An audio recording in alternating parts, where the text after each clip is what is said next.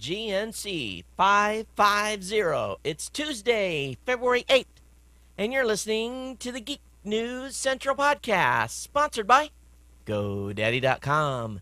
Geek News Central is a prominent of the Tech Podcast Network. Hey, folks, got a great show lined up for you and a little bit of a change here in the office. We'll talk about that here in a second. Yes, it's been an interesting homecoming from Chicago. Strap in, I got a heck of a show for you. Here it comes. All right, people, I need a go, no-go for the Geek News Central podcast. Digital archive recorders. We're go fly. Microphone. We're go fly. Video feed. Go. Web browser. Go. RSS data stream aggregator. Go fly. Interflux Toddism suppressor. All right, I'm confused. Host readiness check. Welcome to the show. Welcome to the show. Voice ready confirmed. The Geek News Central podcast is a proud member of the Tech Podcast Network. If it's tech, it's here. All right, ladies and gentlemen, we are ready to go. Cue Todd in 5, Button, who's got the button? 4, There is no cause for alarm. 3, Everybody hold on to something. 2, Just press the button. 1. Aloha and welcome to the Geek News Central podcast, coming to you as live as it can be from the beautiful state of Hawaii via the Geek News Central Change Studio overlooking Greater Oahu. Hey everyone, welcome to the Geek News Central podcast. My name is Todd Cochran. Of course, I want to encourage you to get over to geeknewscentral.com. Check out all the great content over there. Of course, check out my archive podcasts available via the podcast link on the website. We want you to get signed up for the newsletter. The newsletter will contain all the content that I'm going to be talking about during the show and all the submissions that have came from all of our listeners in 161 countries that are tuned in listening to the show. Either, of course, via podcast download coming to the website, either via their cell phone, whatever it may be, however you consume the content. Hey, thanks for being here. Thanks to Johanna for being here. Of course, subscribing is real easy. You'll find the subscription links right up on the second column of the website. That'll get it added to your favorite podcatcher. Of course, iTunes and Zune Marketplace are probably the two ones of choice for you to use. So get subscribed to the show. That way you'll never miss an episode of GeekNewsCentral.com. Hey, well, I tell you, had a great weekend in Chicago. The team met there. Talk a little bit about that here in a second. But flew out this morning for Honolulu. Was worried about the weather that was approaching Chicago. Got out there before it started getting crazy, and got back in here to Honolulu about 3 o'clock this afternoon. And you know what? My lovely wife picked me up at the airport, and we're driving home. And my 5-year-old, or 6-year-old, says to me, "Dad, we rearranged the furniture in the house. Mom worked all weekend." And I'm thinking, she does this quite often. She goes into the living room and makes changes, and that's what happens. It's what ladies do. And got home, and I became a little bit concerned when one of the cabinets that was normally in the office was in a new location in the house, and my office door was shut. I took a deep breath, and I opened the door to the office, and I about had a coronary. Now, she really had great intentions, but the ramifications of how she's changed things in here is totally, how should I say it, totally jacked things up. Probably by the next show, we will have another move with the furniture. Probably the tables will be moved, and I'll get this into a better position. But it will require many hours of work. It is not at all what I wanted. And the cabinets that were normally right behind me to my right are now completely to my right against another wall. And really what it does is, for those of you that are on Ustream right now, you'll be able to see this real quick when I change to this view. You'll see that the wall that normally had a cabinet is now gone. There's nothing there. So it gives these bad shadows, and you guys know I spent a lot of time bringing in experts and everything, getting the light right in here, and it is not right. It is completely hosed at this point. So here we go again. I'll start over, and she feels bad because I didn't take it too well.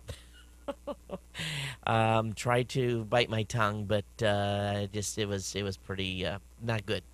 So, but I want to show you where those of you that were just watching on Ustream, you guys can see. Let me see if I can get the right camera view up. I'll switch it here in a second. The is that the right position? No, that's not where I want to be. And let me see if I can switch it here.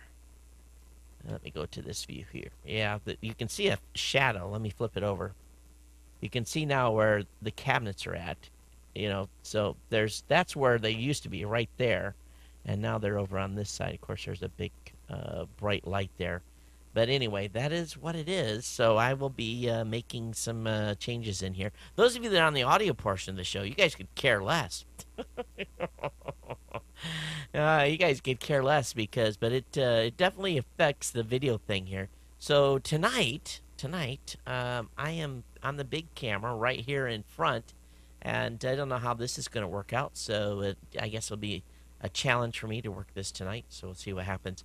Well, anyway, let's talk a little bit about Chicago. Spent 3 full days. I mean, we put in probably, oh boy, I don't think there was a night we went to bed before midnight, 1 o'clock. I know Saturday night it was 3 o'clock in the morning before we quit. And then Sunday, actually, we worked last night until 1 o'clock in the morning as well. And then most of the guys flew out this morning. But we had an agenda that was 8 pages long on a spreadsheet.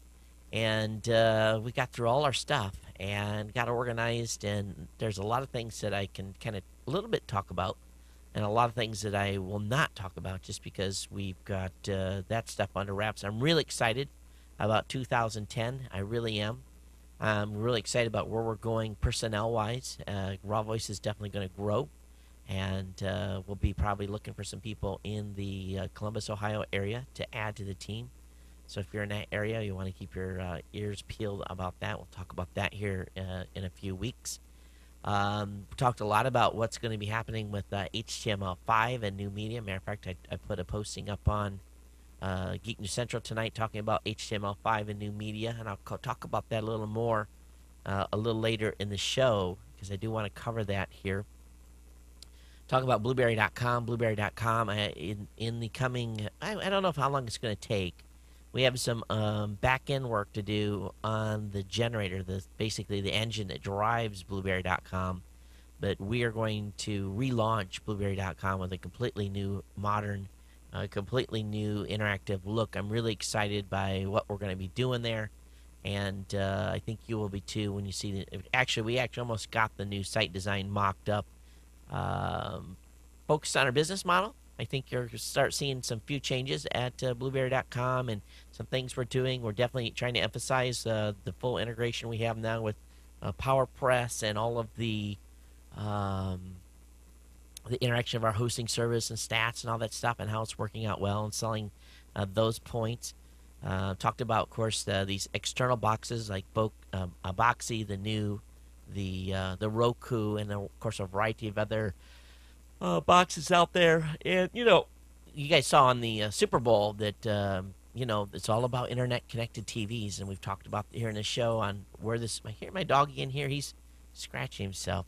But anyway, that's a big part of our strategy for 2010, making sure that we get our podcasters' content into those boxes.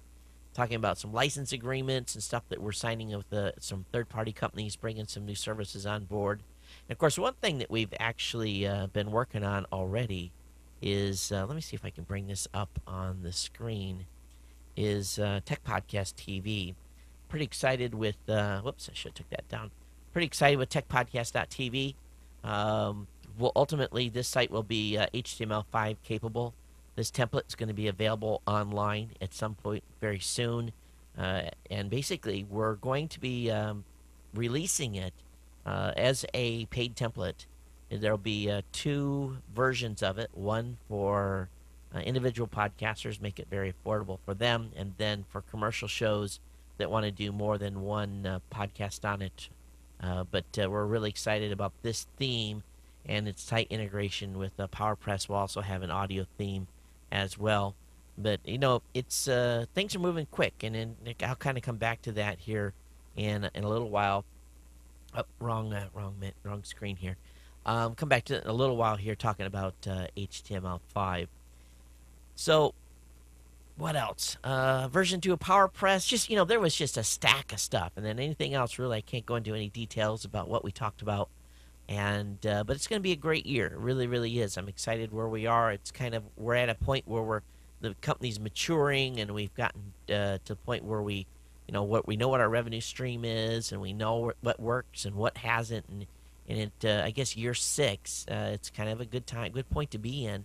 But lots of exciting stuff that's going to be happening with us and all of our communities, and I'll of course be sharing them with you here over the next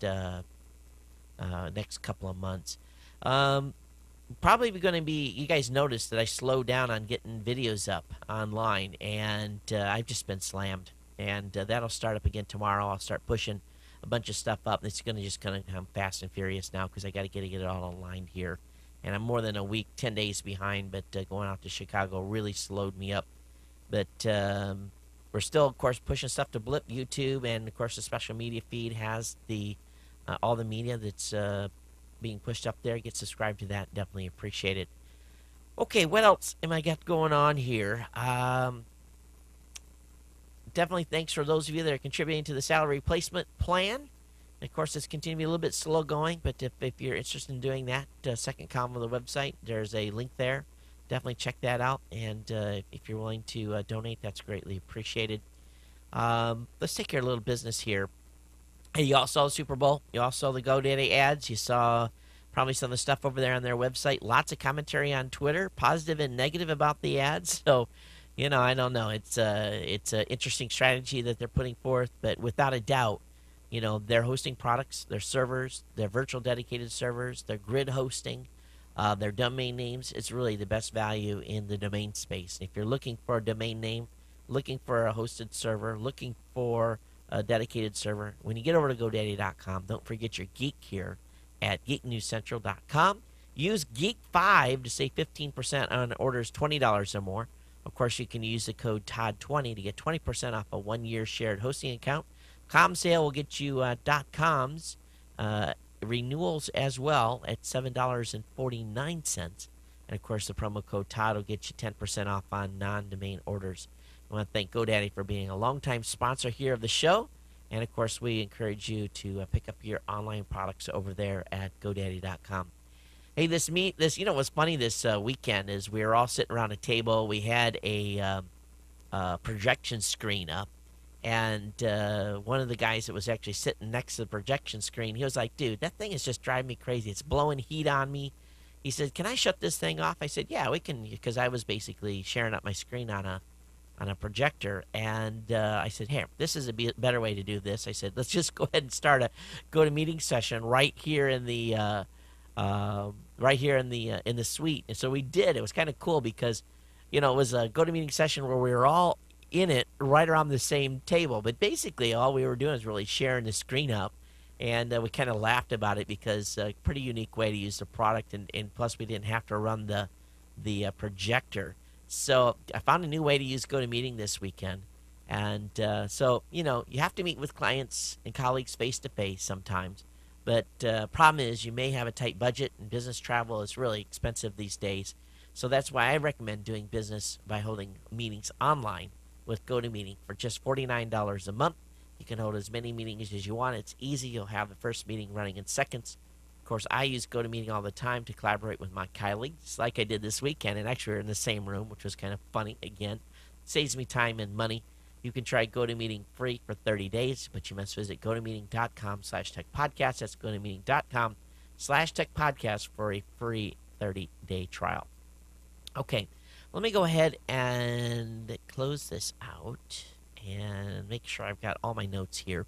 I'm still jet lagging a little bit, so energy level is not as high as it should be. I've got, now this is not Red Bull that I'm drinking for those of you on Ustream, but it is a little bit of a pick-me-up type of a drink. So trying to keep the energy up during the show. Okay. Well, actually, someone said on Ustream what I need to do is go green screen. I don't know. Maybe that'll be an experiment. Maybe that's something I'll try. I don't know. Maybe that's a good idea. We'll see. All right. Let me go ahead and load. Oh, okay. What I wanted to do, and let me actually switch this.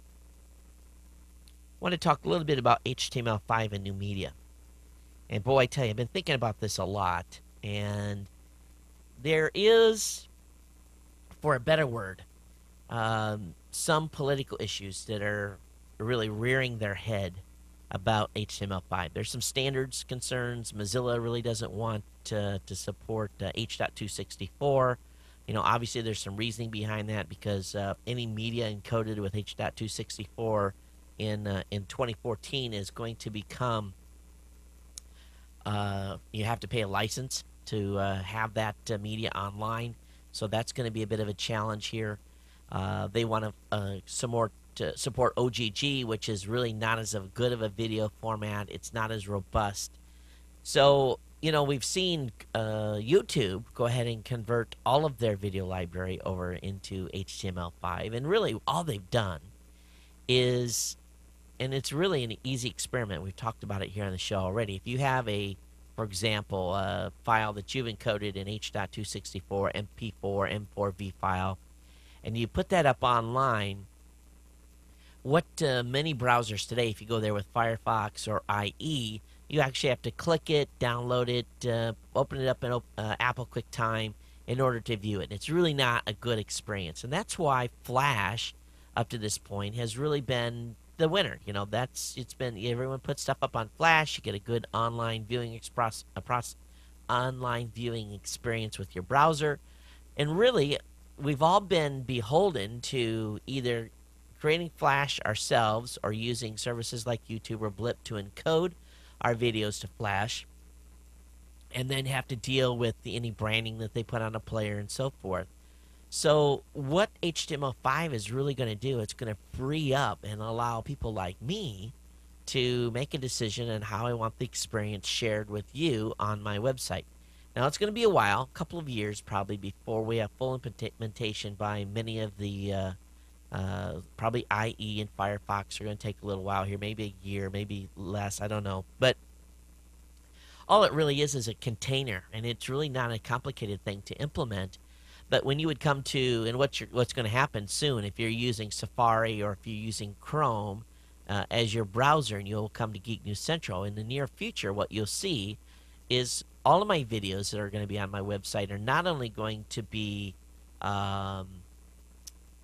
have Flash available for those that are not using an HTML5 capable browser, but those that are, you'll all of a sudden then see my native file that I have encoded and put online and made available for you. So and what's cool is I've really kind of prepared for that over the past couple of years, because I've got all this media. Not only do I have it in Flash, but I've got it in a real high quality MP4. So the HTML5 really allows you guys to see my first generation video that I created and make it in the format and the file size that I want to share with you guys. So it just renders natively in the browser with HTML5. And that's the cool part. It really is, because you'll load my site. I won't have to have Flash. It'll be there for a while until there's a full conversion.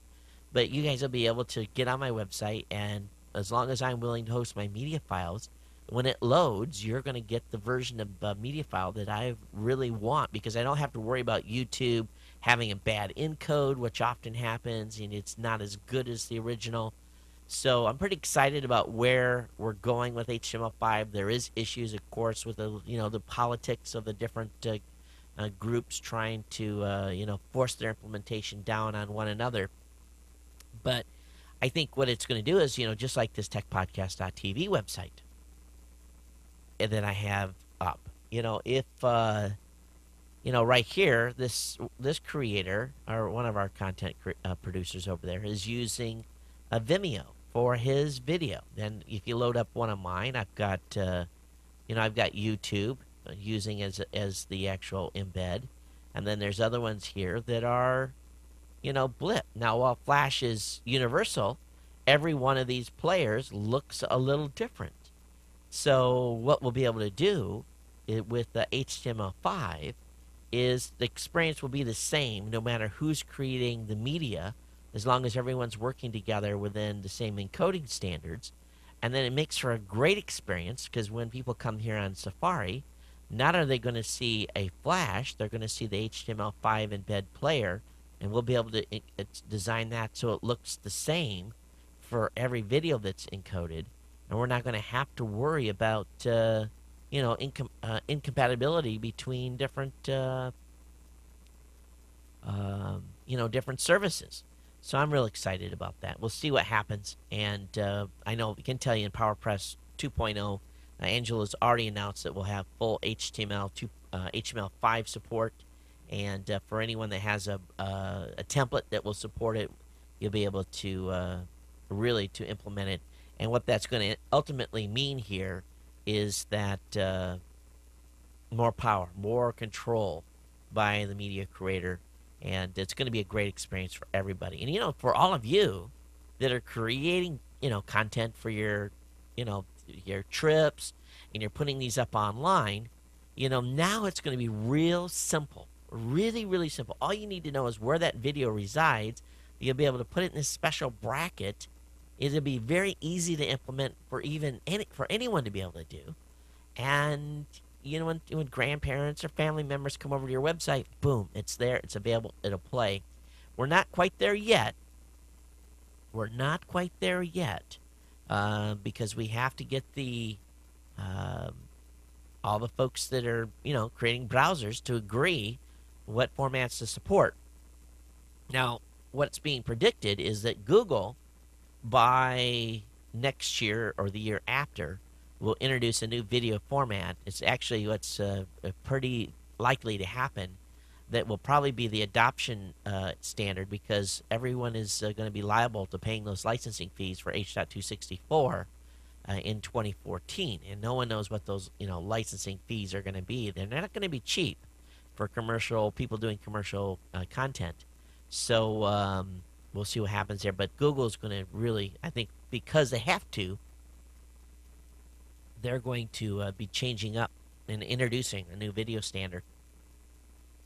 All right, let me go ahead and get into the regular content that I found for you tonight. I've yacked here enough about this stuff. But first article up I found over on, where was this at? This was at Engadget. Found stuff all over the place today. And just like PC users have DisplayLink as a product in which you can share up monitors, or actually duplicate monitors with a USB, basically from a USB device. Wysair-based wireless display adapters are now going to be available for Macs. But PC users have been able to take advantage of the range of a Wysair-based wireless display adapter for quite a while now. And according to the Engadget site, Mac users are soon going to be able to do that as well. And maybe that's what I'll do with that empty space behind me. Maybe I'll put a big screen TV up there and link a computer up and then drive it with one of these Wysair-based wireless display adapters. Now, DisplayLink isn't wireless. It is wired. So don't get me wrong. If you go looking for DisplayLink, you're going to find that those are a wired solution. So we'll look forward to that coming out. I don't know if those are going to be priced at or what resolution they're going to be limited to, but pretty cool stuff.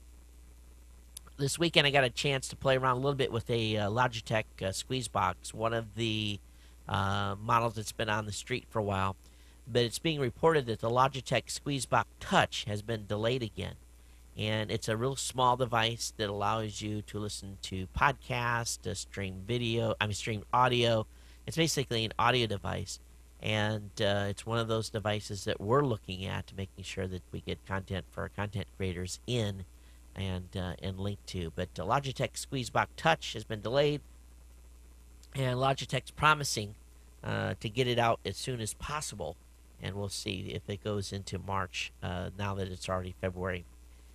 All right, researchers have been working on a new material that they say could allow car body frames to actually be inductive or be basically a battery surface to give more battery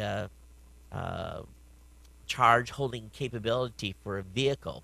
I don't think you're going to see this anytime soon, but this new material, if it's embedded in the bodywork of cars, could end up really being a large portion of the actual battery for the vehicle. So sounds pretty cool. And I don't know if they're going to be able to get it to work. I don't know what the crash rating on this stuff is, or they're actually talking about this actually replacing the current frame, the external frame of the vehicles. And I kind of say, okay, we'll see that. Now, I'm sure if you get in a wreck with this type of stuff, sparks will fly. But it's not going to be ready for your next vehicle purchase, but could be in the future. Saw a series of posters today that all of you geeks out there are going to love this. Let me go ahead, especially science geeks. I mean, these are not inexpensive, but let me put it up on the screen for those of you that are actually up on Ustream right now. It's a series of posters that have been created for the planets. Now, there's Pluto. Let me go ahead and advance to the next image. Picture of Neptune. We got Uranus. Of course, Saturn. Now, let me show you the one that they've got of Mars. There's one of Mars. Mars, the red planet. Was not familiar with these before, but these are big. These they're big prints, and they're about $40 a piece. But great eye candy for your office or maybe one of your kids' rooms if you want them to have something a little educational to look at. Had not seen these before, so I thought I would share them with you. And you can find these over at cargocollective.com. Cargocollective.com. I'll have the link, of course, for these up in the show notes.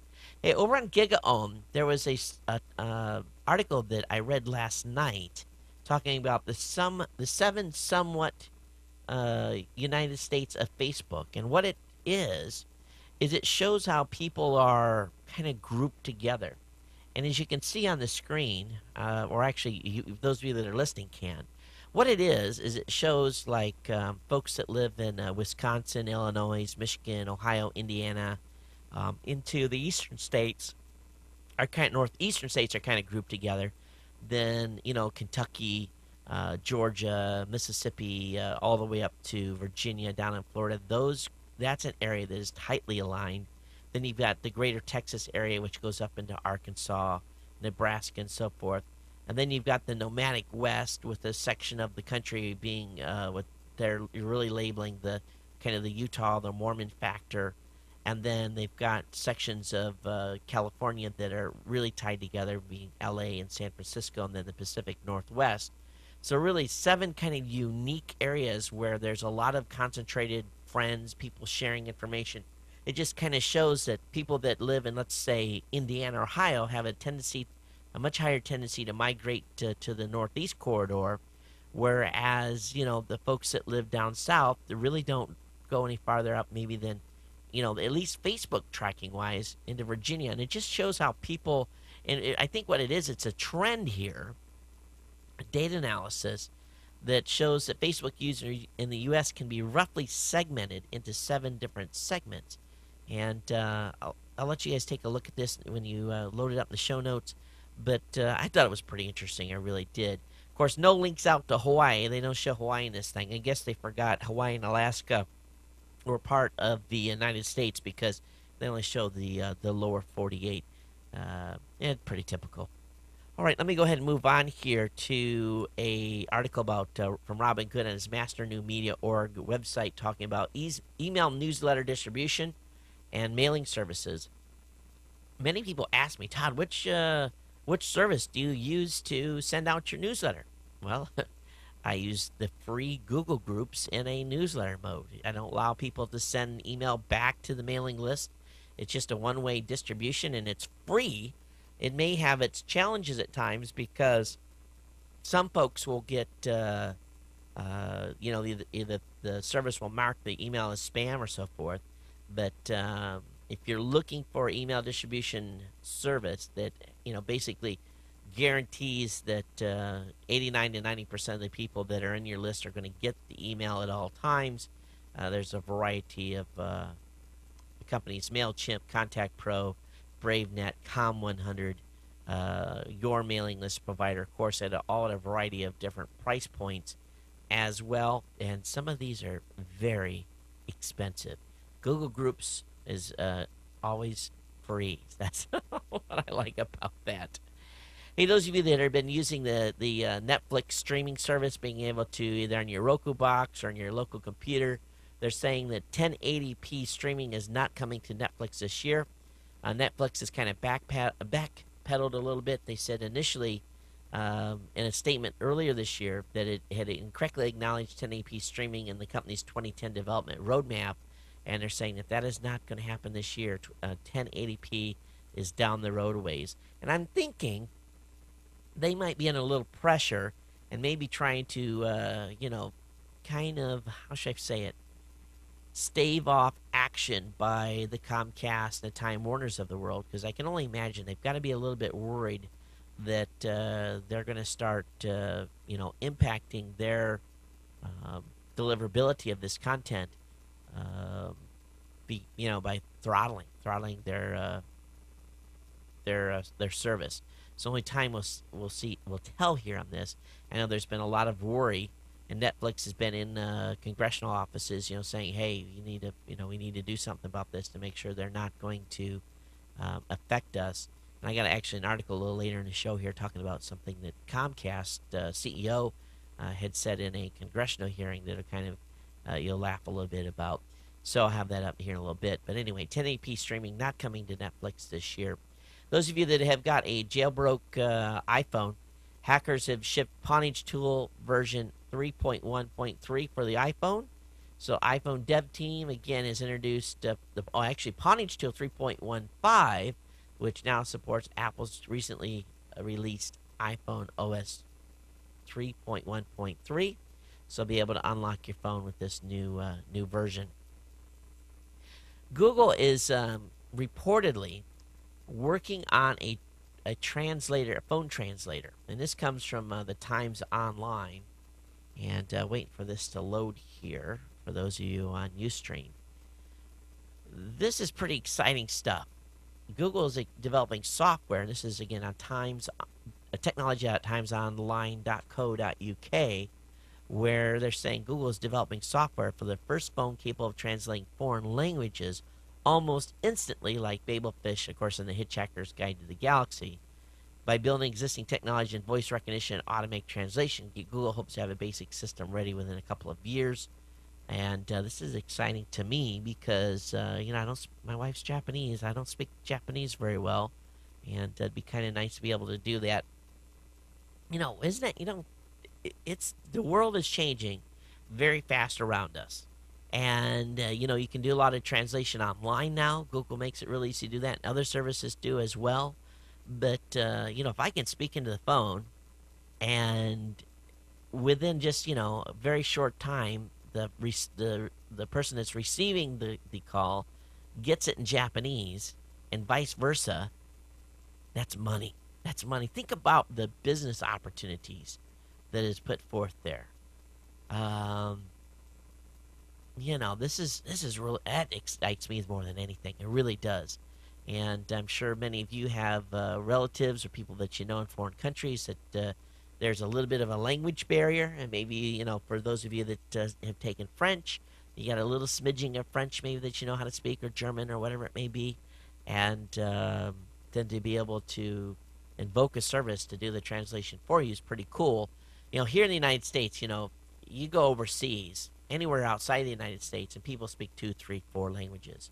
And usually English, no matter what their native tongue is. We are just so far behind as compared to the rest of the world in speaking language. We just don't have to, because English is the language of choice for doing business in a lot of places. So we're kind of left to our own devices, and we're lazy because we know that. But it will be cool to be able to have a phone per se that will do translation for it. Hey, Google has announced that they are going to release or reduce the price of the Nexus One termination fee. They say that they're going to reduce that now to down to $200 versus the cancellation fee of $350 that they had initially said. So that's a significant reduction from $350 to $200. So if you've been thinking about getting a Nexus One, termination fee will not be as bad now. So how many of you are, how many of you are going to jump in and get one? How many of you are going to get one of those Nexus 1 phones? I've seen a few people have got their hands on them. So I'm sure that makes you happy. I definitely know it's probably going to be a relief to a lot of people. All right, let's go ahead and move on here to the next article. IBM, you hear IBM. What are they doing in the processor business? But IBM has launched 8-core Power 7 processor servers. So that's pretty cool. IBM on Monday launched its latest Power 7 processor, which adds more cores and improved multi-threading capability to boost the performance of servers requiring high uptime. The Power 7 chip has up to 8 cores, with each core able to run 4 threads. This is big, and a Power 7 chip can run 32 tasks simultaneously, which is quadruple the number of cores on the older Power 6 chip. And a Power 7 will also run up to 8 times more threads than a Power 6. So it's a 3.0 gigahertz all the way through 4.14 gig. So Intel, they're still up there doing stuff for the high-end machines, again, that are probably doing server-type processes and so forth. But 32 tasks simultaneously on up to an 8-core chip. That's pretty cool. All right, how many of you are watching the Super Bowl? Just watch the ads. And by the way, congratulations to the Saints for winning the Super Bowl. I really didn't have a dog in this fight, so I, in all honesty, I really didn't care who won. Although I will admit I was kind of hoping for the underdog. I have to admit the video or the advertisement that I think was the best was the Motorola video. And it really, I think it was the best one. It really was. Vizio had a good one as well. The one that I didn't like very much was the Career Builder. Everyone dogs GoDaddy for having the a little bit of a try to have me a little fun with the video, but this Career Builder made me almost want to puke. A bunch of guys walking around in their underwear, and they even ladies just walking around in their undergarments. I thought it was a little bit bad. I really did. It was kind of ugh. Made a good point though, but Motorola's Megan Fox. The guys when we were watching, we laughed the most on that ad, and there's a spoiler out on the internet too. Don't worry, it's still G-rated. But I thought that was probably the best ad of the Super Bowl ad. So what was your guys' favorite? Love to hear from you. I have a link up in the show notes. Of course, all of them are up online. CBS had just a huge number of promotions, of course, for all of their television shows. We actually watched that CEO Insider one that they had come up after the Super Bowl, where this guy basically from Waste Management went undercover into his company. And some of it looked like it was a little bit set up, but overall that was not too bad. I might actually watch that one in a future week. Okay, Adobe has apologized for festering a flash crash bug. An Adobe product manager has apologized for allowing a potentially serious bug in a Flash player to remain unfixed for more than 16 weeks. This is being announced over at theregister.co.uk. And he basically lambasted Adobe engineers for being lazy and said when Macs crash more often than it's not, it's because of Flash. So this was huge. Or actually, this was after Apple's CEO had lambasted Adobe and saying that the engineers were lazy. And then this Adobe product manager came back and apologized. So this is a big admission by Adobe. I think they're feeling a little pressure. HTML5 is going to put a little pressure on them. There's been a lot of stuff against, Flash isn't going away anytime soon. It's not. But there is going to be massive changes afoot. Because, if you're going on your iPhone or soon iPad, matter of fact, let's talk about I'll talk about the iPad here in a second. Remember that the iPad and the iPhone and the iTouch and some Androids that are using the Safari browser can see videos on sites that have HTML5 enabled. And you talk about the experience being bad and not being able to go to a variety of websites and watch content on your mobile phones. I think Apple is, kind of, figured that out, and that's the reason why they're playing that card. We'll see. Now, let's talk about the iPad a little bit. Next show, we're going to be giving away an iPad. You can get a chance to win one here on the show. All you really have to do is follow me on Twitter and then say, hey, Todd over at Geek News Central is giving away an iPad. Follow and retweet and use the hashtag GNCiPad, hashtag GNCiPad, and then you'll be in the running to win an iPad that I'll be giving away on the next show. Look forward to do that. Tell all your friends and neighbors and people that you know that the Geek here at Geek News Central will be giving away an iPad, and you have a chance to win. Again, Geek News Central, Todd at Geek News Central is giving away an iPad. Follow and retweet, hashtag GNC iPad. We want them to listen to the show, too, so encourage them to do that as well. All right, Microsoft is planning a massive Patch Tuesday today. 26 vulnerabilities are going to be fixed, so you're going to have a huge patch session, I guess, for a better word, and I'm sure you'll have to reboot your machine. So don't forget, if you're working on any projects or anything, and you're running your computer, make sure you get those saved. If you've got your system set to auto update, because more than likely the machine will reboot. If you haven't saved your work, it will not get saved. It'll bounce out of it.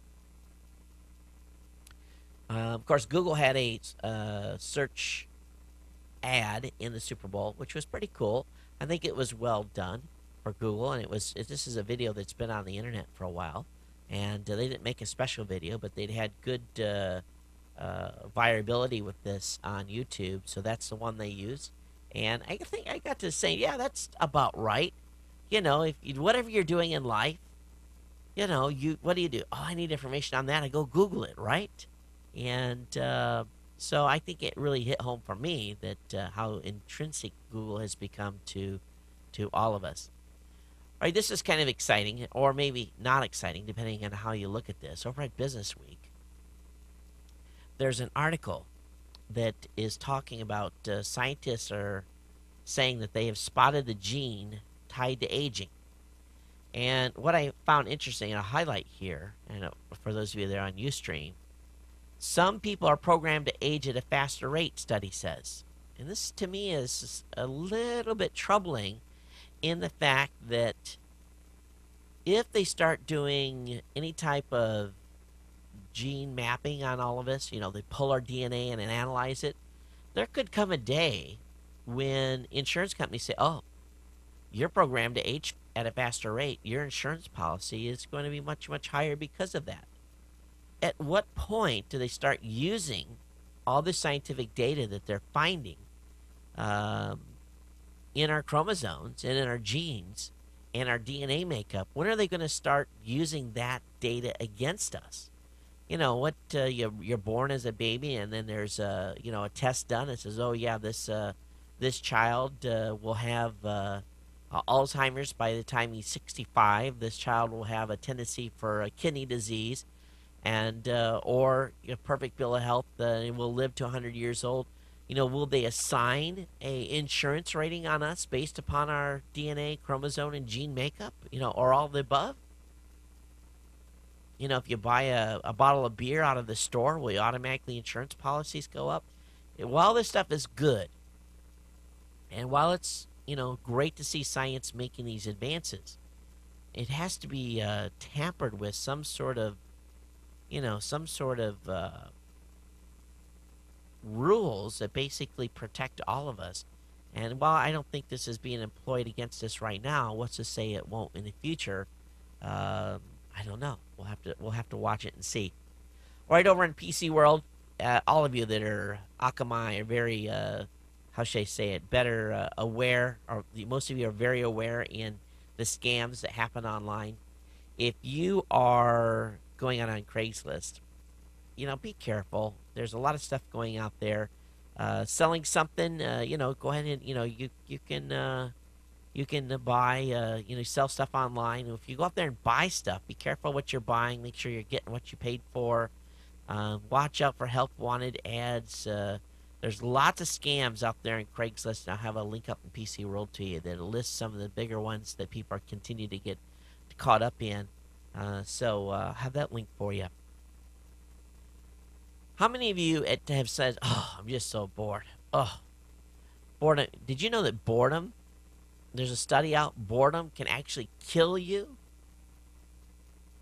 To reach this conclusion, researchers at the University College London looked at data from 7,524 civil servants aged between 35 and 55, interviewed between 1985 and 1988 about their levels of boredom. Then they found out whether they had died by April of last year. Those who reportedly felt a great deal of boredom were 37% more likely to have died by the end of the study, the researchers found. You know, if you are bored with something between 85 and 88, does that necessarily mean you're bored with something in 1998 or 2008? If you're bored with your job, do something else, you know? So they're saying boredom can kill you. Are you bored in your jobs, folks? If you are, time to move and do something exciting. And start working for a startup like us. You'll be excited. The findings on heart disease show there was sufficient evidence to say that there is a link with boredom. So this is a study that's to be published in the National Journal of Epidemiology this week. If you're bored, hey, get busy and do something, you know. Go skydive or, you know, bungee jump or something. You know, get that boredom out of your system. Really, that's the only way to roll. And let me actually scroll down here and make sure I'm keeping up with everybody. Oh, yeah, someone's laughing about I was talking about chromosomes.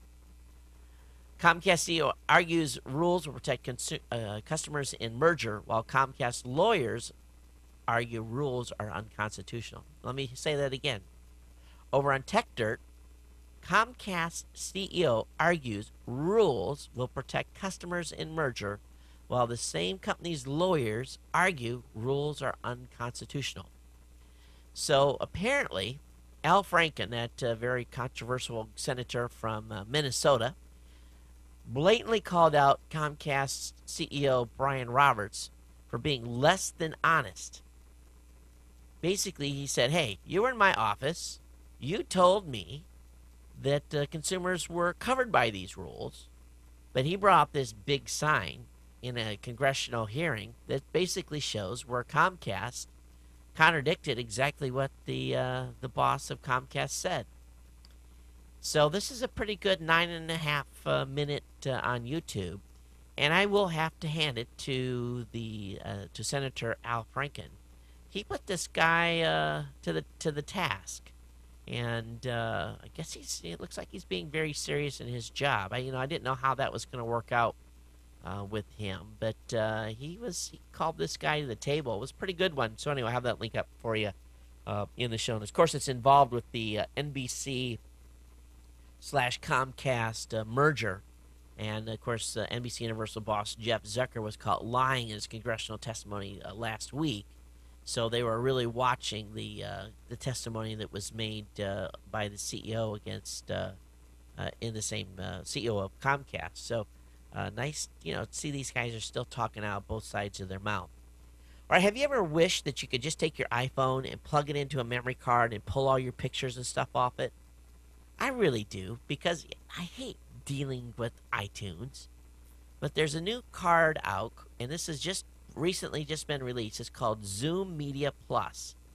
Zoom It is the iPhone's long overdue SD card reader. It's available for $30. They're also going to have it's called the iPad Camera Connection Kit, which will allow you to plug it into the bottom of your phone, stick an SD card in, and transfer all of your videos, all of your images, and other data as well off the phone onto the SD card. I think this is a great product. I'll own one. And this was available. This is an article that was over at iLounge.com. Okay? So I have a link up to that in the show notes for you. Well, this morning actually yesterday morning at 4:30 a.m., the shuttle Endeavour lifted off on a mission to the International Space Station. Everything is going good so far.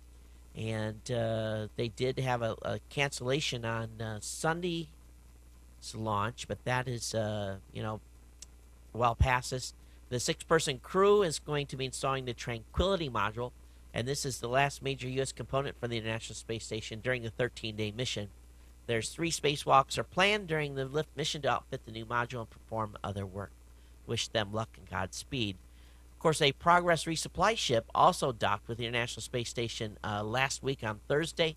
The Progress M-TAC-04M spacecraft, designated Progress 36 by NASA, docked with the aft port of the station Zvezda service module and delivered 2.5 tons of supplies for station, including food, water, propellant, and other supplies. So a lot of action going on at the International Space Station. All right, there's a report out that China has shut down hacker training website that collected over $1 million in members' fees. Being reported out of Beijing, police in central China have shut down a hacker training operation that openly recruited thousands of members online and provided them with cyber attack lessons and malicious software, state media said Monday. Now, here's kind of the funny thing. They arrested 3 people. They captured impounded 9 servers, 5 computers, and a car.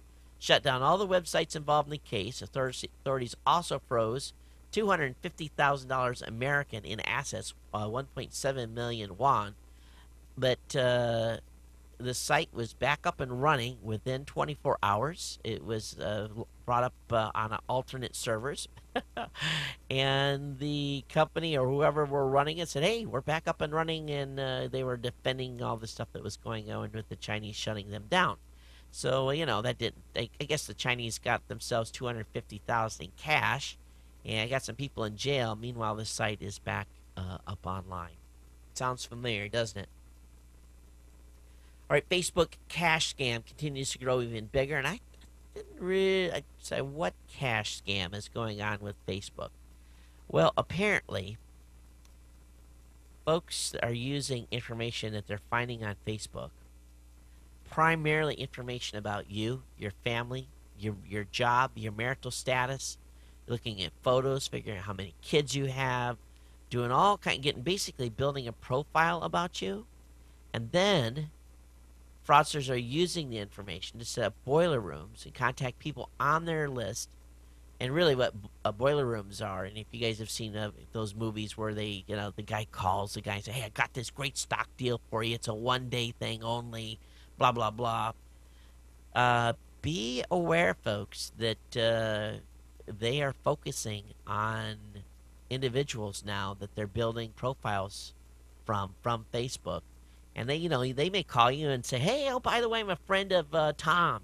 Tom, your buddy on, the name. He says, and Tom wanted me to talk to you about such and such. And, you may not call Tom, or maybe you haven't heard from Tom in a while, or maybe Tom is your best friend. But watch out for these cash scams, okay? They're using that information to hurt you. All right, ladies, I just have to share this with the guys.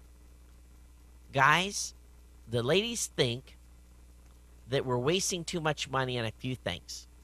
They think we're wasting money on booze, adult clubs, cigars, barbecue, gambling, sporting events, golf, and cars, and, of course, wasting money on ladies. This is the 9 top things that the ladies feel we're wasting too much money on. So, number 1, booze. 2, adult clubs. 3, cigars. 4, barbecue. 5, gambling. 6, sporting events. 7, clubs, golf clubs, and golf. 8 are automobiles, and 9, of course, the women of our lives. Why would the ladies be upset we're spending too much money on them? Does that fit your category? I know it's okay. Booze, cigars, barbecue. Yeah, I like to go to Vegas once in a while. Don't do sporting. Don't golf. I'm not into cars. Yeah, there's a few things on here. Where do you fit in that line? And ladies, do you agree with this list or not? So this was over on guyism.com. Here, this is kind of cool. Guyism, Toddism. It's not my site. Anyway, I have the link to it in the show notes. Those of you that are, making plans for this summer, if you have not explored the United States, maybe it's time to do so. I know a lot of people say, let's go overseas on a trip and we'll go to Paris, we'll go to Europe, we'll go to the pyramids.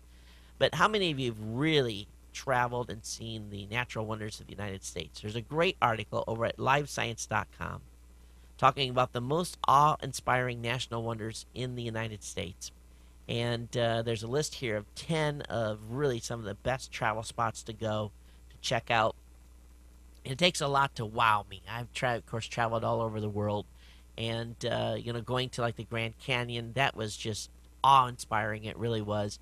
But anyway, this is a good one. If you're thinking about a vacation this year, hey, stay at home, stay in the country, and, travel to the lower 48 and check out some of these 10 awe-inspiring places. I have a link up for you in the show notes.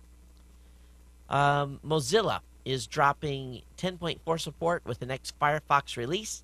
In other words, if you are a Mac user and you're running OS 10 version 10.4, also known as Tiger, when they jump browser revs, the next release is going to drop support for those of you running Tiger. So Mozilla Foundation estimates there are currently about 1.4 million Tiger using Firefox 3.5 every day, and approximately 36,000 using version 3.6. Those numbers are a little over 24% of daily Mac Firefox usage. And according to discussions, Mozilla stopped supporting Tiger on Mozilla Central, the most cutting-edge repository, in September 2009. Now, I think it'll still work, but they're not, if there's incompatibilities and so forth, that they're not going to fix that. So keep advised on that. So just update to the most current version of, maybe it's time to update your operating system. Over on Ars Technica iWeb report, saying that all that user-generated content, 95% of it is malware spam. And I said, what? As I was reading this, but again, from the Ars Technica website, they're saying the latest research from WebSense Security Labs paints a bad picture for the state of online security threats, looking at 40 billion websites every hour. I guess up to 90% of them, or 71% of them, contain some form of malicious code. And then I don't know how they came to this 95% factor, but they're seeing that websites are becoming increasingly malicious.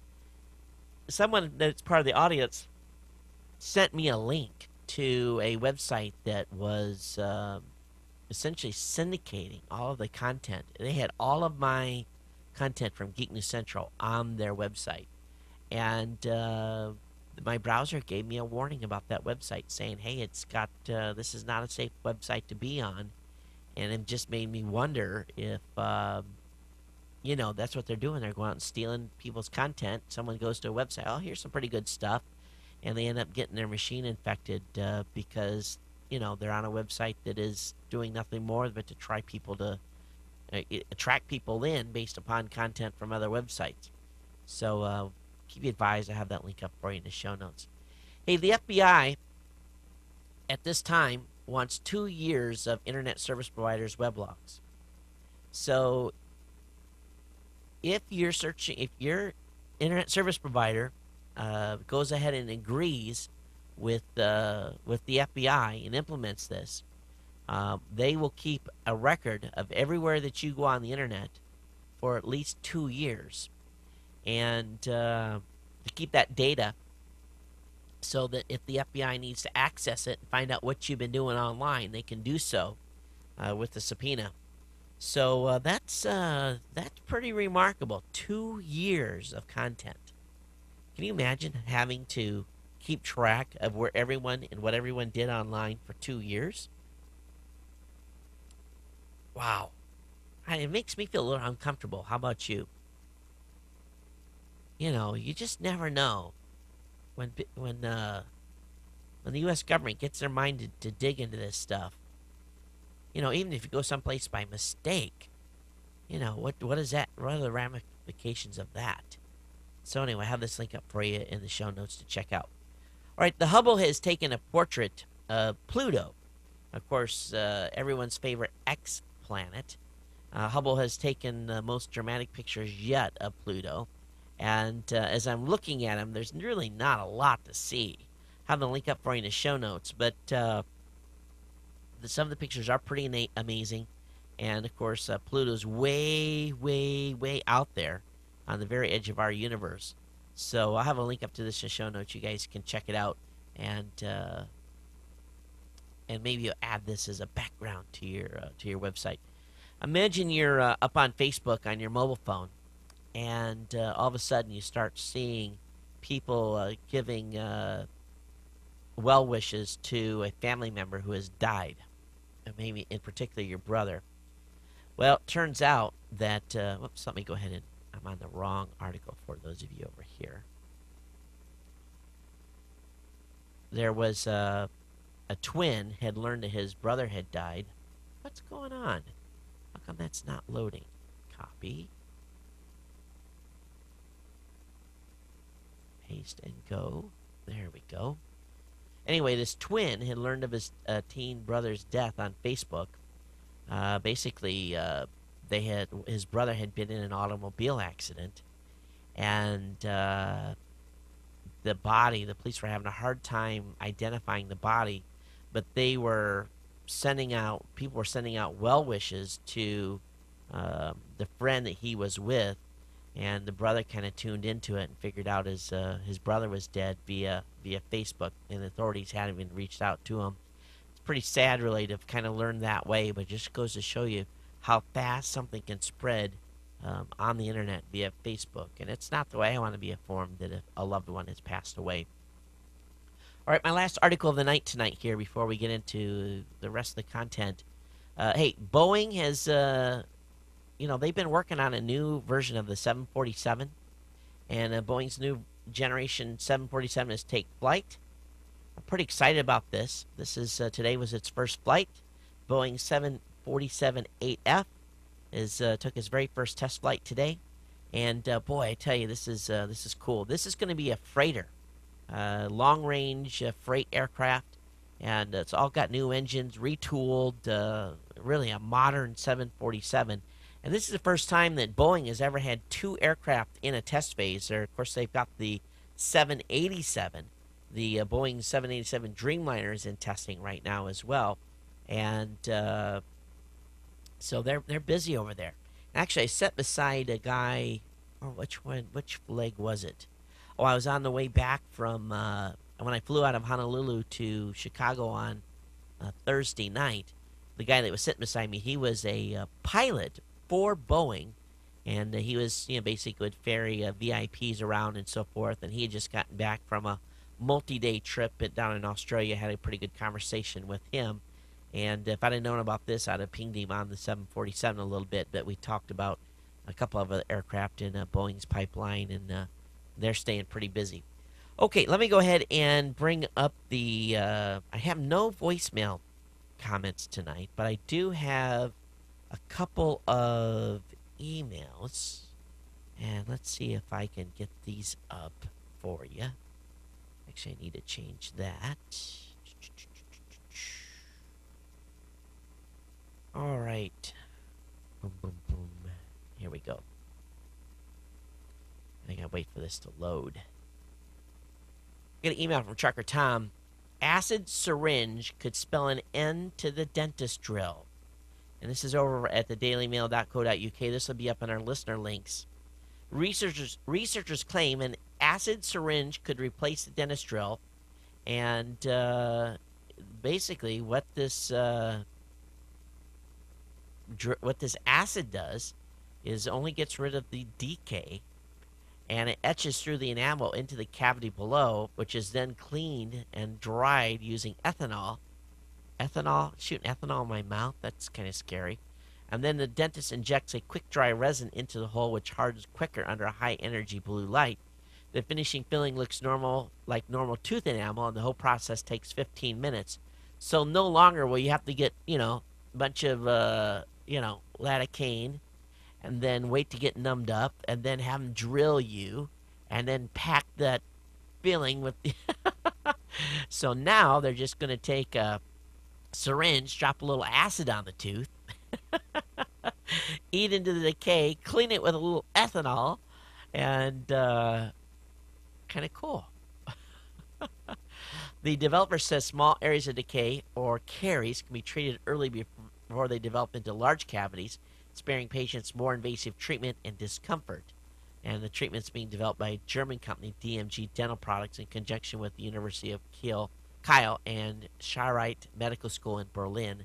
So I have this link up for you in the show notes. It'll be a few years before this gets implemented, but I'm sure that at some point they'll be coming out with the syringe. Got an email from Ron. He said, "Hey Todd, if you live in Australia or know people that live in Australia, you can get a fully paid for house in Sydney if you volunteer to experience an eco-friendly smart home. The smart home includes solar panels, a fuel cell, electric car, and OLED TV. One lucky family, it's got to be a family with kids, will get this house for about a year, during which you'll try out the different technologies and blog about it, of course. So those of you that are listeners of the show that are down in Australia, if you've got kids, you want to save a little money on housing for a year, and you live in Sydney, you want to pay attention. Get into this program here and get a year's worth of free rent and to get access to some cool tools.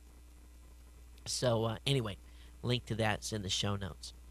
I posted this, actually on an email, several emails from all of you on the Daniel Bruslowski. I don't know if I'm pronouncing his name incorrectly or not, but the big hubbub that came upon, hit the internet last Friday.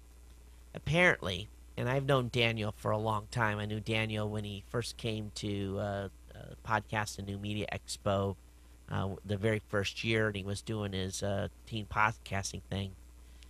Daniel has been fired by TechCrunch for essentially he was basically doing a payola type scam. He was telling companies, "I'll write a review of your company if you give me something."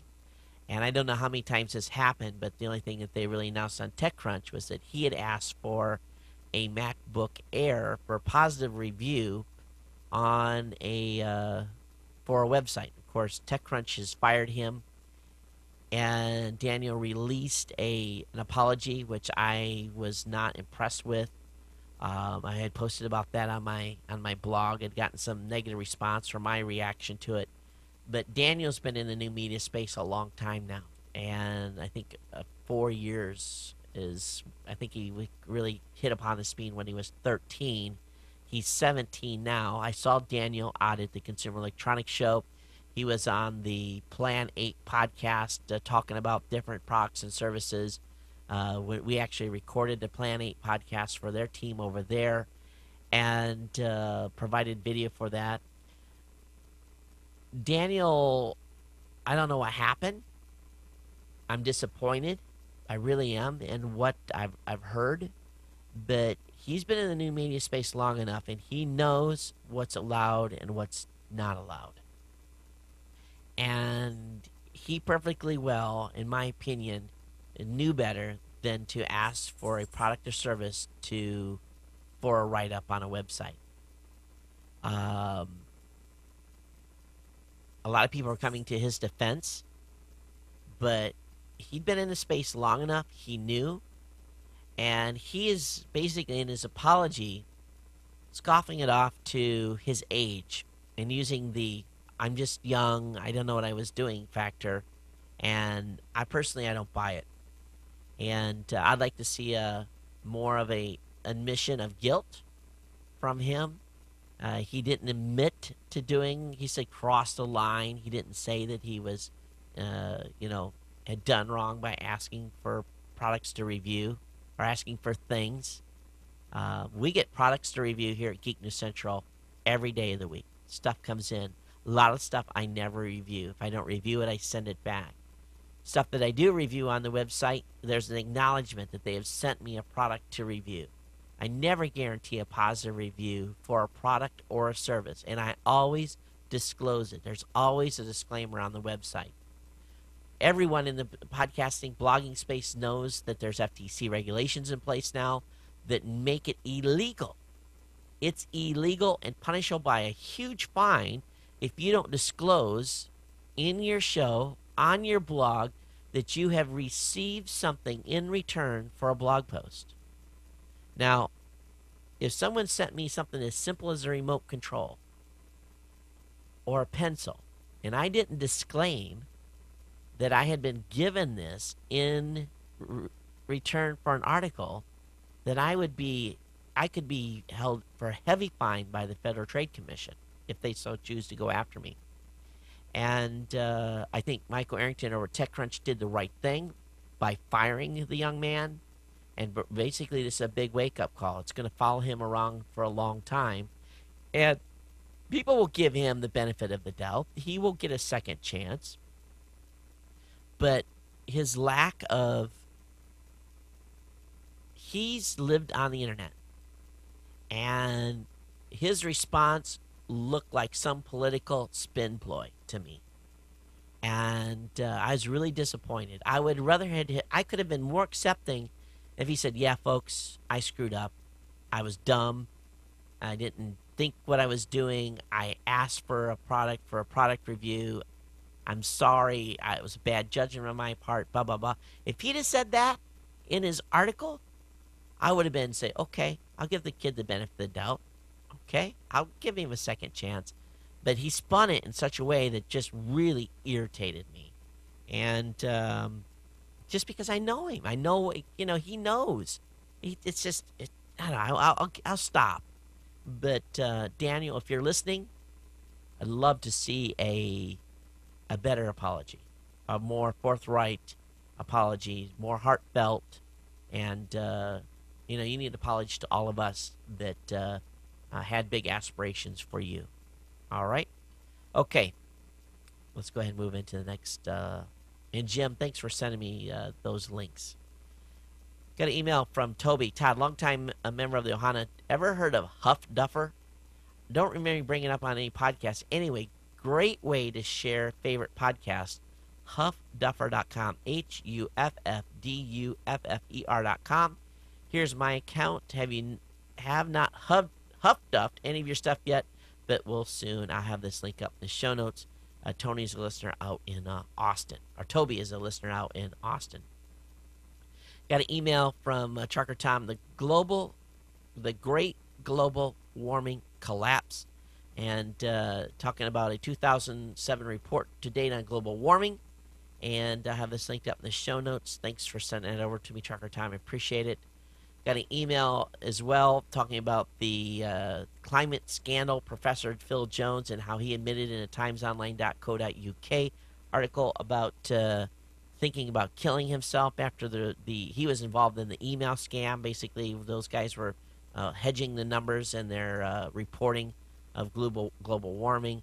And it's a very interesting article about the pressure this guy came across after that scandal was a release made in the news. And Trucker Tom also sent me a link to that. You can really be bored to death, and talking about the article that's on that I talked about earlier in the show. Near has said, hey, Todd, I don't have an Apple player and do not really want to use iTunes as my aggregator, although I have used it so far. What's your best alternative recommendation for a Windows 7 platform? I tried Google, not very clear. Thanks, Near. What's everyone using out there besides iTunes and Zune Marketplace to download your shows right now? We'll have to check out this HuffDuffer.com site. I don't know what's involved with that. But, there's not a lot of applications out there that are still working. I know that DJ just said in the chat room he's using Juice. Juice really is the original application that was used to download podcasts. And you really have to set it into a Windows XP mode within Windows 7 to make it work. But I know that's available. I'll see if I can find the link to that and get it in the show notes. Got an email from Jim saying a new video of Challenger disaster surfaces after 24 years. And we all remember that the Challenger disaster was, such a horrible event. But there's a new YouTube video that has surfaced of the disaster. And I'll have that link up in the show notes. Got an email from Ian, he says this device sounds more like you were looking for. It has all the features of that the iPad lacks, and it's called the X2. X2 launches iTablet for Windows and Linux, Flash, Wi-Fi, and 3G options, but no App Store. I'll have that linked up in the show notes. You guys can check that device out. Email here about TV Gourds lets you stream 120 plus popular TV shows with no geo restriction. And this is an article that was up on the WashingtonPost.com, once again provided to me by Trucker Tom. Man, Tom, you hooked us up, dude, with a lot of good ones here. So thanks for that. What else do I have? I think that's it. Let me look at the calendar here. And no, I have a couple more. I had actually got an email here from Scott. He says, "Hey Todd, Heyvision had its video furnace servers and coders used for. I think I already talked about this on a previous show. I think that's it. If I missed your emails, I apologize. But yeah, I think that's all for tonight. Hey guys, or ladies, thanks so much for hanging out with me. And probably the studios. I don't know if we're going to get it done this week, but we'll probably be making another change here. I'll get the furniture rearranged to support this new layout that my missus would love me to implement. And it's been great hanging out with you. Good to be back in Hawaii. And be here, for, of course, Thursday night for a recording and a Friday morning release of the show notes. Everyone take care. Everyone have a great week. And those of you on Ustream, hang out with me here for a little bit. I'll be up and chat afterwards. But thanks for hanging out. Again, geeknews@gmail.com, geeknews@gmail.com. Voicemail hotline is +1 619 342 7365. 619 342 7365. Call in, leave your comments, or send me an email again, geeknews@gmail.com. We'll see you next time, everyone. Take care, and aloha.